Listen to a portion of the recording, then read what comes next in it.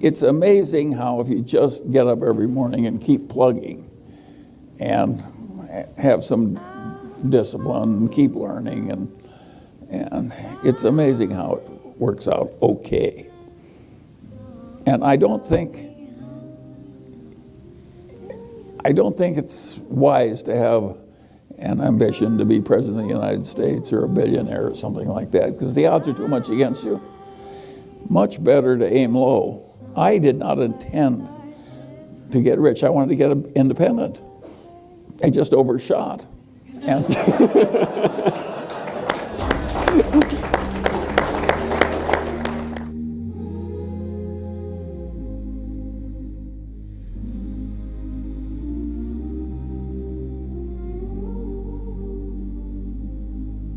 one of my favorite tricks is the inversion process. And to give you an example, when I was a meteorologist in World War II, they told me how to draw weather maps and predict the weather. But what I was actually doing is clearing pilots to take flights. And just reversed the problem. I inverted. I said, suppose I wanted to kill a lot of pilots. What would be the easy way to do it? And I soon concluded that the only easy way to do it would be to get the planes into icing the planes couldn't handle, or to get the pilot to a place where he'd run out of fuel before he could safely land. So I made up my mind I was going to stay miles away from killing pilots by either icing or getting them into lockdown conditions when they couldn't land. I think that helped me be a better meteorologist in World War II. I just reversed the problem. If you take the modern world, where people are trying to teach you how to come in and trade actively in stocks, well, I regard that as roughly equivalent to trying to induce a bunch of young people to start off on heroin. It is really stupid. And when you're already rich, to make your money by encouraging people to get rich by trading. And then there are people on the TV, another wonderful place, and they say, I have this book that will teach you how to make 300% a year. And all you have to do is pay for shipping, and I will mail it to you. How likely is it that a person who had suddenly found a way to make 300% a year would be trying to sell books on the internet to you? And it's ridiculous. And yet, I've described modern commerce. And the people that do this all day think they're useful citizens. The advertising agents that invent the lingo. So in insurance, they say, the two people who shifted from Geico to the Glotz Insurance Company saved $400 each. But they don't tell you there are only two such people in the whole United States, and they were both nuts. But they mislead you on purpose. And I get tired of it. And I don't think it's right that we deliberately mislead people as much as we do. Let me tell you another story that I think is an interesting one about the modern life. But this goes back to a different time. And this man has this wonderful horse. And it's just a marvelous horse. It's got an easy gait and good looking and everything. It just works wonderfully. But also occasionally just gets so he's dangerous and vicious and causes enormous damage and trouble and breaks arms and legs for his rider and so on. And he goes to the vet and says, what can I do about this horse? And the vet says, that's a very easy problem and I'm glad to help you.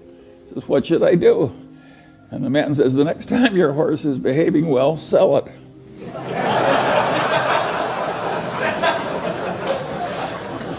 Well, think of how immoral that is. And haven't I just described what private equity has to do? When private equity has to sell something that's really troublesome, they hire an investment banker.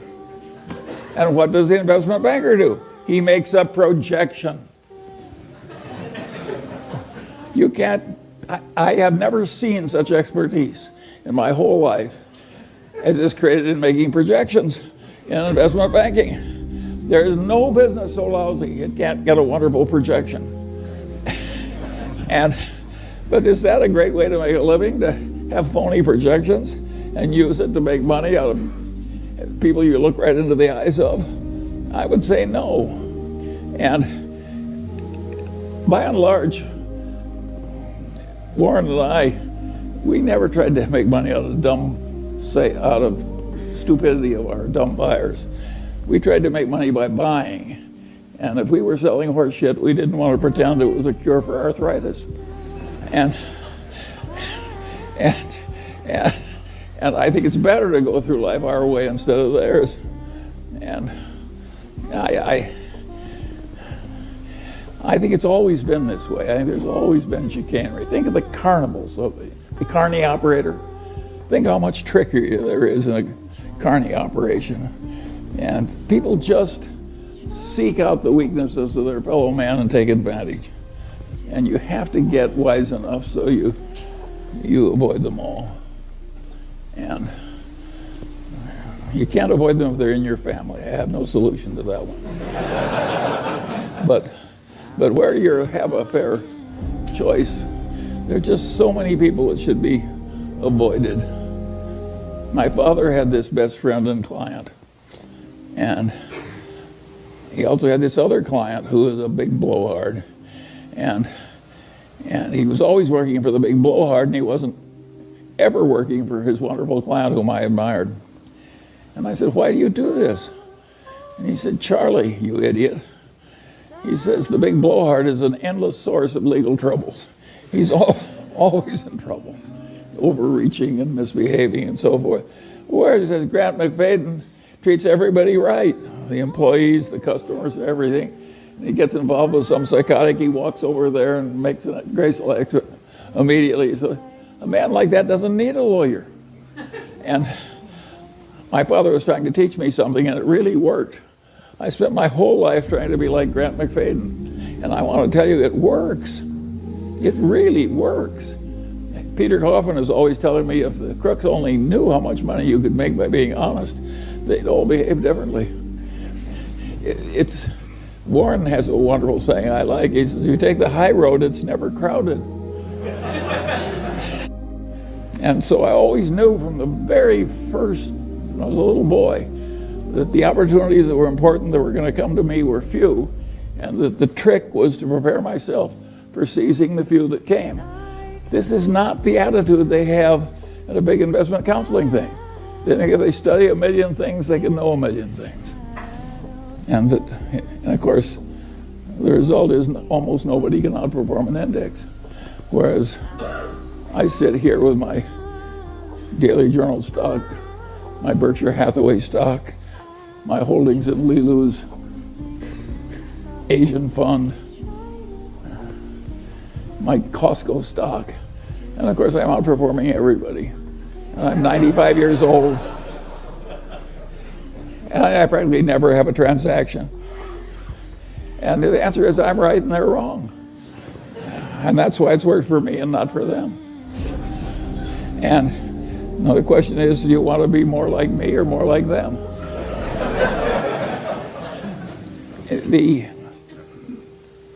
The idea of diversification makes sense to a point.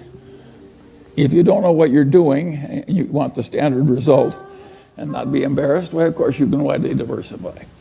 Now, nobody's entitled to a lot of money for recognizing that because it's a truism. It's like knowing that 2 and 2 equals 4. But the investment professionals think they're helping you by arranging a diversification. An idiot could diversify a portfolio, or a computer for that matter. But the whole trick of the game is to have a few times when you know that something is better than average, and invest only where you have that extra knowledge. And then if you get just a few opportunities, that's enough. And what the hell do you care? You own 3 securities and J.P. Morgan Chase owns 100. You know, what's wrong with owning a few securities? Warren always says if you lived in a growing town and you owned stock in 3 of the best enterprises in the town, isn't that diversified enough? The answer is, of course it is. They're all wonderful places.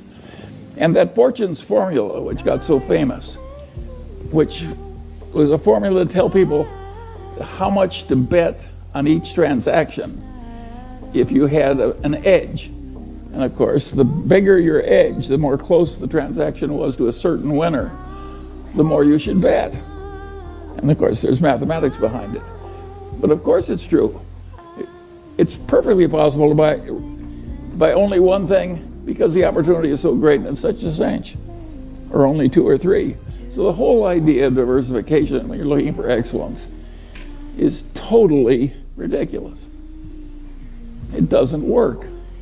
It gives you an impossible task. What fun is it to do an impossible task over and over again? I find it agony. Who would want to do it? And I don't see why. My father had a client. He was a lawyer in Omaha. He had a client whose husband had a little soap company. And the guy died, and my father sold the soap company. This woman was one of the richest people in town in the middle of the Depression. And what she had was a little soap company in a biggest mansion in Omaha's best neighborhood. And they sold the soap company. She had a mansion in the best neighborhood and $300,000. But $300,000 in 1930-something was an incredible amount of money. A little hamburger was a nickel, a big hamburger was a dime, and the all-you-can-eat cafe in Omaha would feed you all you needed to stay alive for 2 bits a day. I mean, $300,000. Well, she didn't hire an investment counselor. She didn't do anything. She's a wonderful old woman. And she just took that and she divided it into 5 chunks. And she bought 5 stocks. I remember 3 of them because I probated her estate. And it was, one of them was General Electric, one was Dow, one was DuPont, and I forget the other 2. And then she never changed those stocks. She never paid any advisor. She never did anything. And she bought some municipal bonds. She never spent her income. And she bought some municipal bonds from time to time with the incomes. By the time she died in the 50s, she had $1.5 million. No costs, no expenses. And I said, how did you decide to do that? And she said, well, she said, I thought electricity and chemistry were the coming things. We just chunked it all in and sat on our ass. I always liked that old woman. My kind of a girl. But it's rare. You know, but if you stop to think about it, think of all the expense and palaver that she didn't have to listen to, and all the trouble she avoided, and 0 costs. And of course, what people don't realize, because they're so mathematically illiterate, is if you make 5% and pay 2 of it to your advisors, you're not losing 40% of your future. You're losing 90%.